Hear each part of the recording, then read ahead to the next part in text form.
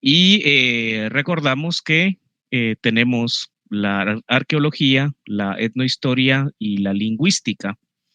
Y pues una buena forma de poder familiarizarnos con la temática, es decir, de poder entrar a una revisión exhaustiva de fuentes primarias y secundarias sobre la materia, pues serían los textos indígenas, lo que en la historiografía norteamericana se ha denominado anales. Y realmente se habla de textos indígenas de manera genérica, pero realmente obedecen a diversas tradiciones,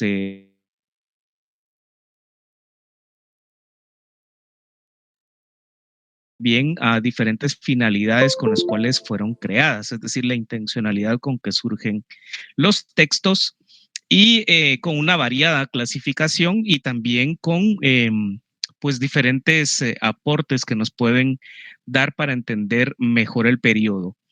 Eh, Les tengo preparado para hoy una presentación para que empecemos a familiarizarnos con la temática de los textos indígenas, identificar la potencialidad de los mismos y también algunas consideraciones sobre la estructura y algunas consideraciones teóricas sobre la lingüística que merece la pena.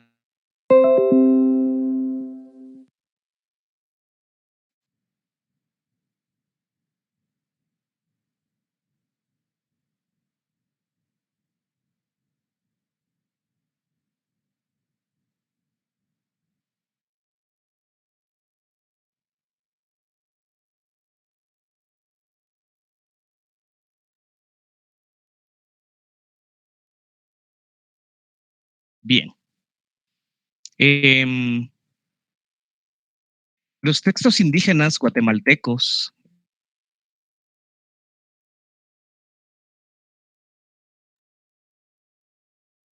a lo que se denomina las representaciones de la historia y la coyuntura social de grupos sociales muy diversos que se enfrentan de manera distinta al proceso de conquista y colonización.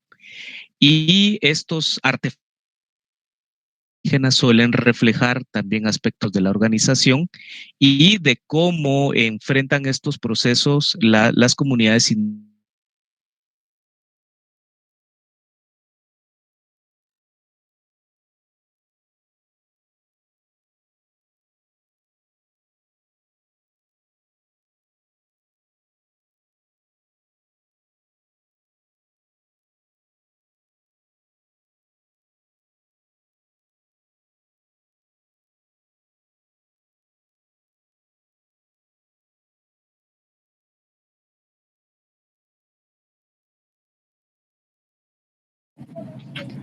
Licenciado, buenas noches. Ahorita sí llevamos varios segundos sin escucharlo.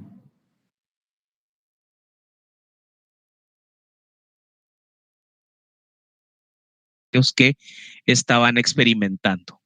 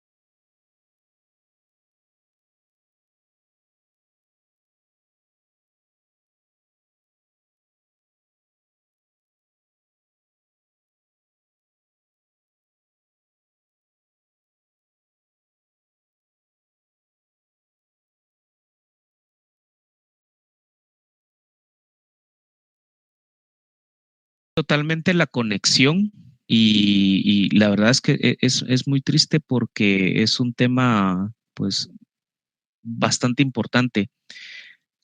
¿Alguno de ustedes me puede decir en qué momento, hasta qué momento nos quedamos o hasta dónde es necesario retroceder? Licenciado, se quedó casi por el comienzo de la presentación de las diapositivas. Ah, muy bien, De desde el las principio, ¿verdad? diapositivas no se miraban bien, se trababa la Ah, vista. muy bien, perfecto. Bueno, le agradezco mucho, Susei. La verdad es que hoy tengo serios problemas de conexión, ya les había mencionado.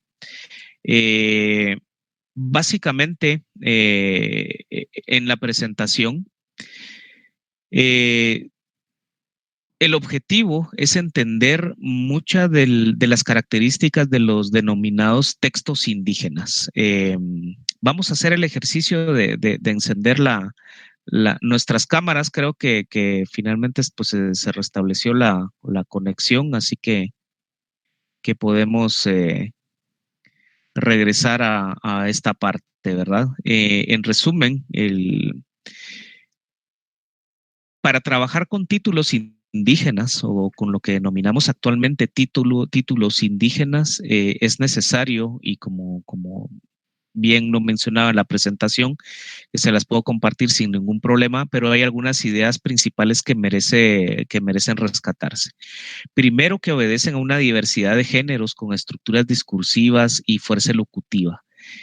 Son narrativas que te muestran expresiones, disensos, debates y también las ansiedades en el seno de las comunidades indígenas frente a los cambios que se estaban experimentando desde los finales del periodo posclásico y la experiencia traumática que tuvo que representar la conquista española y la consolidación de un proceso de colonización.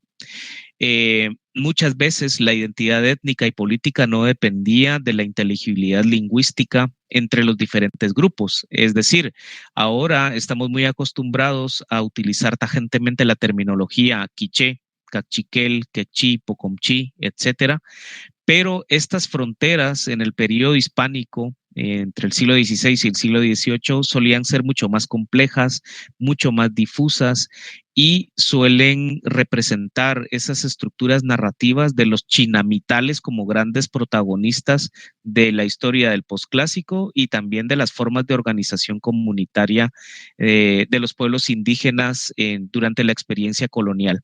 Esto hay que tenerlo bien claro, el chinamit.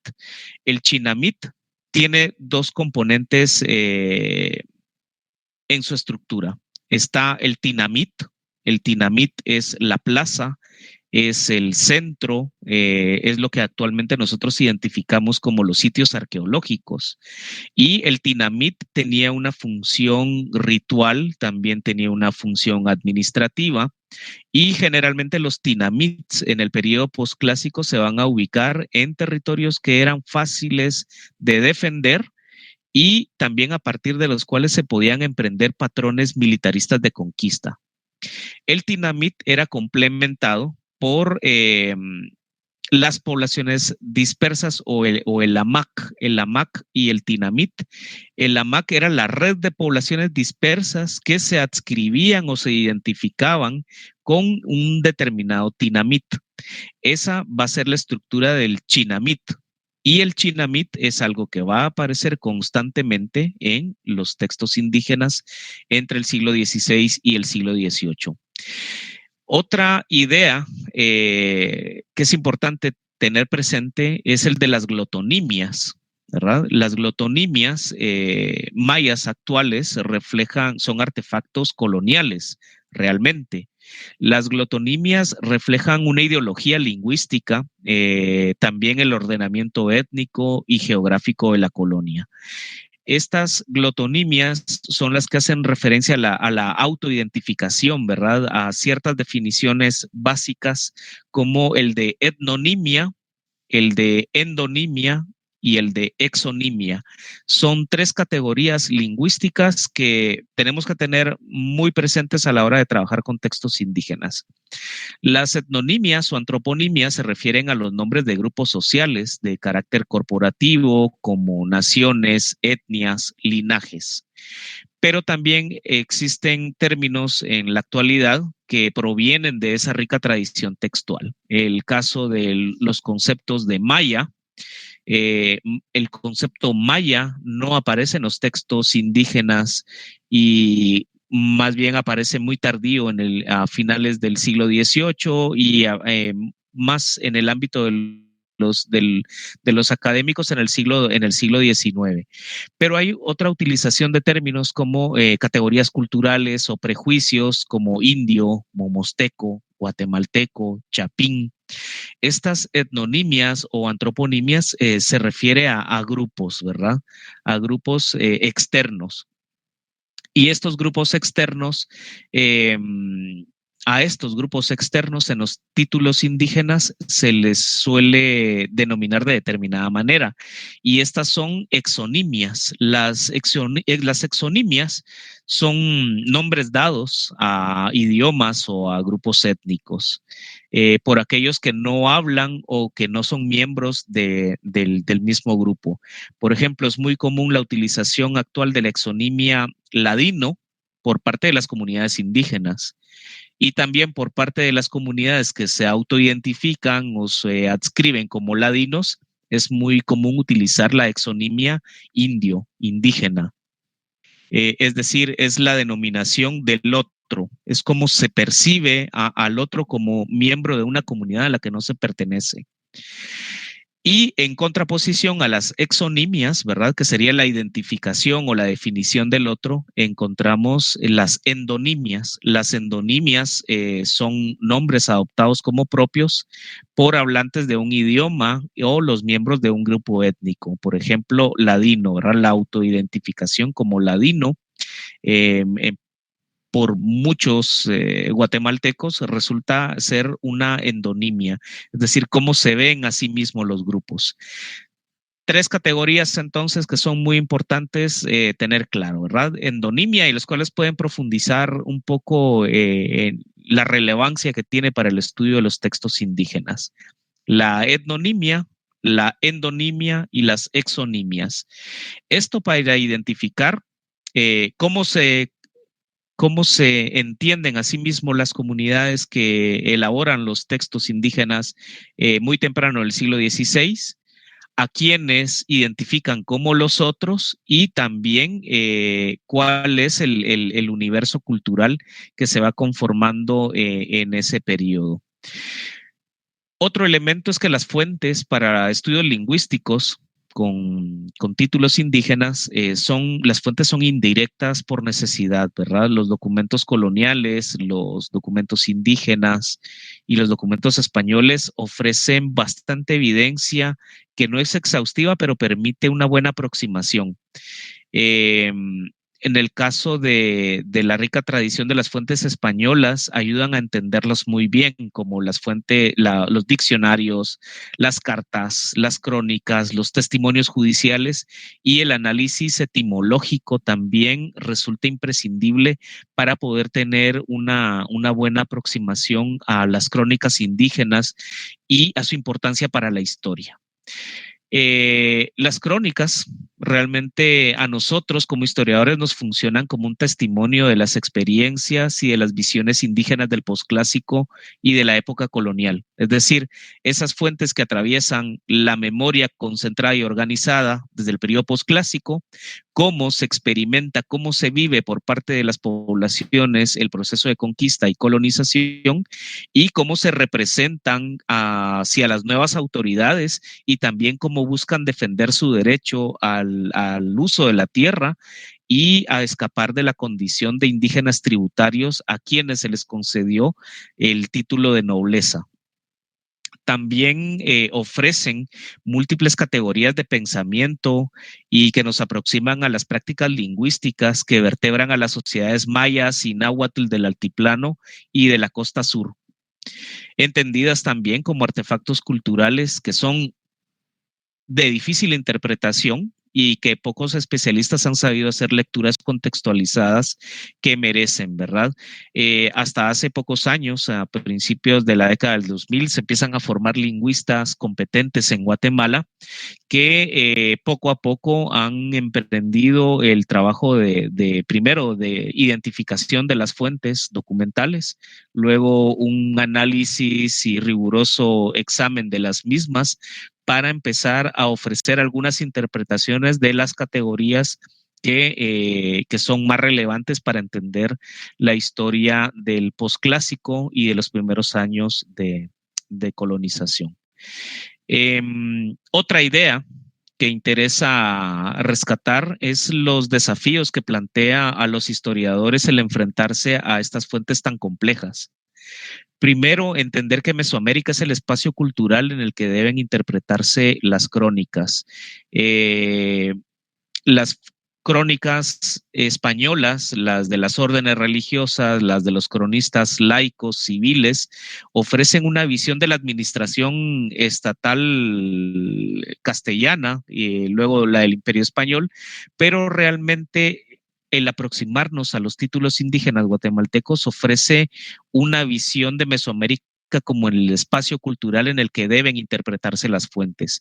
Es el contexto geográfico, político, económico y en el que deben interpretarse las mismas.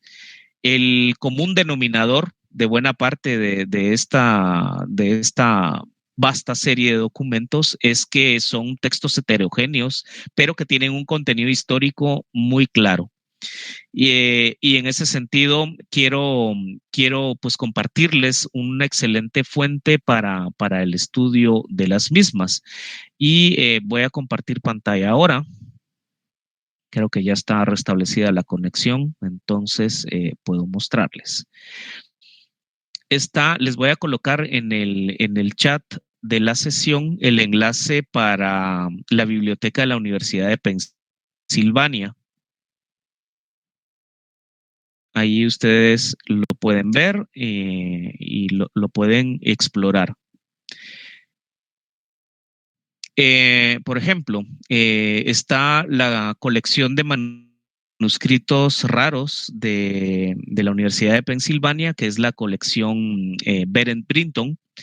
Y acá ustedes pueden encontrar una serie de manuscritos provenientes de Guatemala, México. Pueden hacer búsquedas por áreas geográficas, por idiomas, por regiones de América Central, de México, escritos en Nicaragua, Panamá, etcétera, por autor o investigador o nombres relacionados. Por ejemplo, ahorita estamos trabajando con algunos manuscritos en Pipil, del área de Escuintla, y les voy a proyectar cómo podemos tener acceso. Este es un manuscrito que se llama Pláticas Piadosas en Lengua Mexicana Vulgar de Guatemala. Es un manuscrito en Pipil.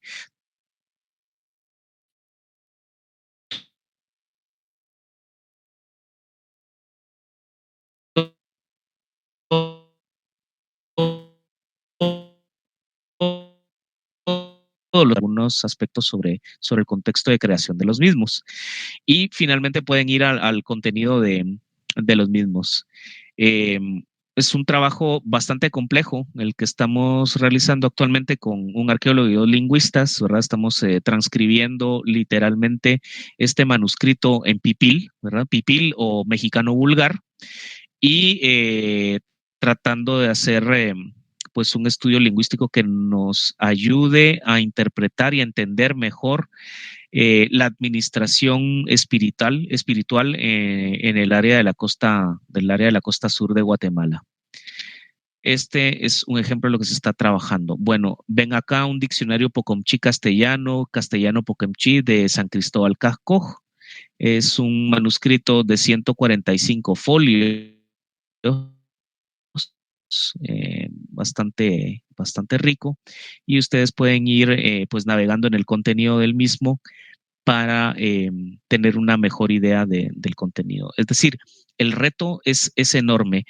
Acá tiene una columna en Pocomchi y la otra columna está en romance o castellano, ¿verdad? Y es un diccionario bastante completo, y muchos de estos diccionarios fueron elaborados por dominicos que administraban la doctrina en la región. Entonces, la invitación es pues a visitar este excelente recurso, ¿verdad? Tiene miles de manuscritos digitalizados de toda América. A mí, pues la región que más me interesa, ¿verdad? Es América Central, y poder entender varias cosas. Primero, y muy relevante, el proceso de saqueo al que fue sometido el patrimonio histórico documental de Guatemala y de América por parte de coleccionistas norteamericanos y europeos durante buena parte del siglo XIX y siglo XX. Luego, entender también el esfuerzo que se hace desde las universidades norteamericanas para concentrar estas ricas colecciones de manuscritos, organizarlos, conservarlos, y en años recientes digitalizarlos y ponerlos pues al servicio de la comunidad científica. Y un excelente recurso para nosotros como interesados en la historia mesoamericana, en la historia centroamericana y concretamente de Guatemala, para poder tener acceso a estas fuentes que son invaluables, ¿verdad? De otra manera, sería impensable tener esa amplitud de recursos que ahora nos permite emprender pues investigaciones cada vez más serias y mejores documentadas. Muy bien. Hasta aquí, ¿alguna pregunta, algún comentario? Ustedes me dicen. Yo, licenciado. A ver, sí, cuénteme, Mike. Sí. Sí. Sí, buenas noches, licenciado. Entonces, Buenas. a mí me quedó la duda entonces, la palabra maya, ¿por qué aparece? Le entendí que aparece hasta en los textos del siglo XVIII, me parece. Entonces, esa es una palabra que fue como impuesta por los estudiosos. Es una... ¿Qué significa en realidad la palabra maya? Lingüísticamente es una exonimia, ¿verdad? Es una forma de identificar a muchos grupos que tenían una diversidad de idiomas, de lenguas inteligibles entre sí, y con algunos aspectos compartidos como elementos arquitectónicos, una historia de textos sagrados también compartidos, de creencias comunes, pero que realmente es una creación por parte de los estudiosos en el siglo XIX, ¿verdad? En todos los textos indígenas de quichés, cachiqueles, pocomames, quechíes, sendales, yucatecos, no aparece el término maya en ninguno, ¿verdad? O sea, no van a ver ustedes el título de Señores de Totonicapán o el título de el Memorial de Sololá, por ejemplo. En ninguno dice, pues, nosotros los mayas. Realmente la organización política en torno a la cual gira la historia mesoamericana es el chinamit, es el chinamital. Es decir, son definiciones geográficas mucho más acotadas, mucho más restringidas, también con lenguajes comunes muy diferentes entre cada una, y muy compleja, ¿verdad? Pero en ningún texto ni en el Popol Vuh, ni en la tradición Nijaib, ni en los títulos de los Nimacachi, o en los manuscritos en náhuatl del centro de Guatemala o de la costa sur, aparece el concepto maya. Esa es una creación del mundo académico y que fue instrumentalizada políticamente mucho más tarde, ya en el siglo XX, por las organizaciones indígenas en Guatemala, ¿verdad?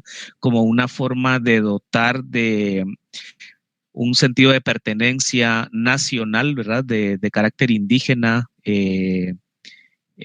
pluricultural, ¿verdad? Es el reflejo del pluralismo del siglo XX, pero realmente esto es un tema sensible, ¿verdad? En los textos indígenas no aparece el término maya, ¿verdad? Eso es un invento posterior. No sé si por ahí va la duda, ¿verdad? Y si ustedes tienen dudas y quieren profundizar en el tema, pues aproxímense a los textos indígenas y van a ver que en ninguno aparece el término maya. Esa es una creación posterior. Claro, si llego a decir esto a los compañeros de antropología y a la escuela de historia, pues me crucifican o me empalan o poco más o menos, ¿verdad? Porque hay toda una cuestión que sea ideológica tejida alrededor de lo maya, ¿verdad? Pero realmente eso no existe, ¿verdad? Por ahí, Maite. No sé, ¿alguien más quiere decir otra cosa? Gracias, licenciado. Muy bien. Yo tengo una duda, licenciado. Sí.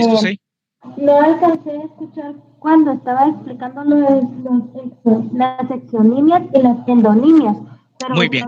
Usted había mencionado 3, o solo eran estas 2. No, son 3. Etnonimia, ajá. Etnonimia, que es la definición de un grupo cultural, ya sea étnico, lingüístico, ¿verdad? Como el concepto de maya o ladino. Esa es una etnonimia. La endonimia es cómo se define, cómo se conceptúa a sí mismo un grupo. Y las exonimias es cómo se visibiliza, cómo se ve al otro, ¿verdad? Endo, ¿verdad? De cómo se ve a sí mismo el grupo. Exonimia, cómo se ve a los que están afuera. Y etnonimia sería lo que agrupa a las dos categorías, ¿verdad? Es el nombre de de determinado grupo lingüístico, de un grupo étnico, de ciertas características sociorraciales, ¿verdad? Que han ayudado a acotar los términos de investigación a los investigadores desde el siglo XX. Y las 3 categorías son de la lingüística. Es decir, acá vemos cómo los aportes de la lingüística para la profundización de los estudios históricos sobre la historia mesoamericana del periodo posclásico, ¿verdad? Y los primeros años de colonización. Esas serían las 3 definiciones, pues básicas, ¿verdad? Gracias. Muy bien. A ver, ¿qué más?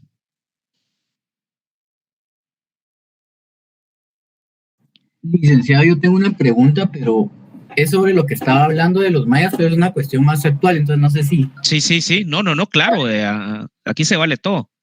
Sí, y yo entiendo por lo que dijo y por lo que había escuchado también, que cuestiones como el concepto maya se utilizó mucho políticamente, incluso por parte de, o sea, de manera hegemónica para reducir la pluralidad y muchas cosas que había, incluso para los acuerdos de paz. Recuerdo que decían que todo se redujo a decir mayas para poder hacer como las cosas más fáciles. Pero por lo que entiendo en el contexto actual, como que ya se está volviendo a separar todo esto y a mencionar a cada pueblo o a cada etnia por su nombre, ¿verdad? O sea, ¿es así la lectura actualmente? ¿Usted cree que sí se está ampliando de nuevo para ser como más precisos? ¿O todavía sigue mucho esta cuestión como reduccionista y homogénica? Yo creo que depende el medio en el que se trabaje, ¿verdad? Para las organizaciones sociales ha resultado pues muy útil hablar de mayas, ¿verdad? Es una forma de reducir la diferencia, ¿verdad? En un trabajo maravilloso de Mario Roberto Morales, ¿verdad? El del síndrome de Mashimón o él expresa muy bien cómo se da ese proceso de mayanización en el ámbito intelectual y académico, ¿verdad? O sea, cómo el proceso de mayanización ha sido trabajado. Pero yo creo que es muy conveniente, y acá es importante los historiadores para dimensionar las implicaciones de una profundización en el estudio de los textos indígenas, para dejar que hablen por sí mismos, ¿verdad?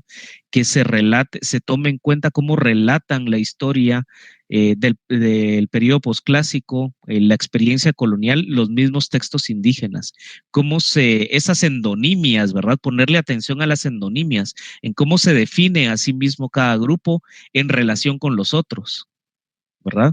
Cómo se construyen esas redes de memoria compartida entre diferentes comunidades lingüísticas que finalmente nos ofrece una visión de cómo se relatan las prácticas rituales, las conversiones religiosas, las adaptaciones económicas, la construcción de poblaciones a partir de estas historias centradas en el Chinamit, ¿verdad? Creo que esa es la unidad al Chinamito linaje, es la unidad que requiere a la que le pongamos mayor atención para escapar de ese reduccionismo al que nos obliga la utilización del concepto de maya o de ladino o de indígena o de quiché, cachiquel, ¿verdad? Porque realmente el ejemplo es claro. El caso de los cachiqueles están compuestos por varios linajes. Los quichés estaban organizados en una confederación que reunía 23 linajes que usaban el quiché como lengua común, pero los 23 linajes no se entendían entre sí. Si había una discusión en quiché, ¿verdad? Cómo se construyen lenguas francas, y eso es más o menos lo que nosotros vemos ahora en el mapa lingüístico, ¿verdad? Y en las crónicas el gran protagonista va a ser los líderes militares, ¿verdad? En relación a la capacidad de mantener unido el Chinamit y también de ejecutar esas campañas de expansionismo militar a partir del éxito militar, ¿verdad? De los Ajau, de los Ajahuau. Bien, el tema es interesantísimo. Realmente me da una pena terrible que hayamos tenido estas interrupciones al inicio de la clase, pero eso no quiere decir que no podamos profundizar en el tema. El objetivo de la clase de hoy es familiarizarnos con los textos indígenas y en los sitios historiográficos son donde nosotros podemos acceder a estos, ¿verdad? Que básicamente son los más valiosos y los manuscritos mejor conservados y representativos están en universidades extranjeras. Buena parte en la Hispanic Society en Nueva York y otra parte en la Universidad de Pensilvania. Hacer un esfuerzo por recopilar también, identificar los que aún se resguardan en el Archivo General de Centroamérica, ¿verdad? Los archivos nacionales ofrecen una buena cantidad de textos indígenas que tienen una función judicial, ¿verdad? Que están clasificados como títulos de tierras, que es el derecho al uso de la tierra, a la ostentación de un título de nobleza. En archivos eclesiásticos podemos ver registros sobre las comunidades, es decir, cómo se fueron estos chinamits articulando en cofradías, como feligresías de determinadas parroquias o en sus vinculaciones con el espacio conventual que se fue construyendo alrededor de conventos franciscanos, dominicos, mercedarios y el universo devocional al cual se iban adscribiendo, es decir, cómo se dan esas mutaciones de la religiosidad prehispánica y van cambiando hacia un régimen hispanizante, ¿verdad? Judeocristiano. Y cómo también están presentes esos elementos ideológicos en la conformación de los textos indígenas. Es un esfuerzo largo, continuado, en el que hay que poner muchísima atención y que creo que una ventaja enorme es el acceso a estos catálogos, ¿verdad? A estas fuentes digitalizadas y cada vez una más abundante y pertinente bibliografía lingüística, etnohistórica y complementado con informes arqueológicos, ¿verdad? Y las obras recientes sobre la historia de Mesoamérica que se han publicado. O sea, tiene un potencial enorme. Y la invitación entonces del día de hoy sería a que nos aproximemos a ese catálogo de la colección Berent Brinton, de colección lingüística de manuscritos, para ir formándonos una idea de lo que ahí podemos encontrar, ¿verdad? Seguramente habrá algún interés que se despierte por parte de ustedes, quienes están interesados en conocer el mundo indígena en el siglo XVI. Bien, ¿qué más? Etnonimias, endonimias y exonimias, ¿verdad? Es algo que tiene que quedar ahora desde hoy incorporado a su lenguaje cuando estén analizando textos indígenas. Esas son las recomendaciones principales. Bien, algo más que les llame la atención.